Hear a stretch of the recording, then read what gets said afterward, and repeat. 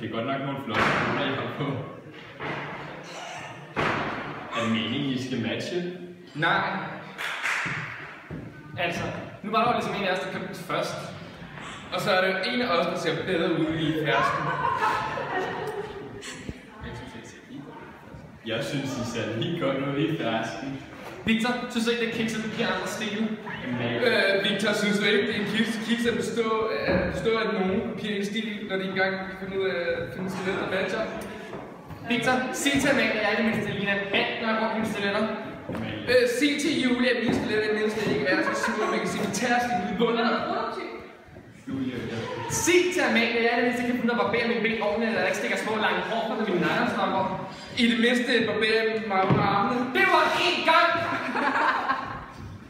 Må jeg gerne lige have lov til at sige noget? Nej! Fik din egen partner. Nå, hvad er det helt? Okay, find din egen kjole. Det var min først, nej, det var min. Nå ja, ligesom Mads var gik først. Det er ikke noget med dig at gøre. Det havde alt med mig at gøre.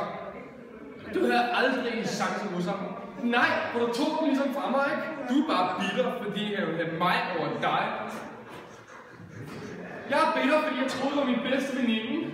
Det var jeg. Mads! Mads! Der er så piger. Mads!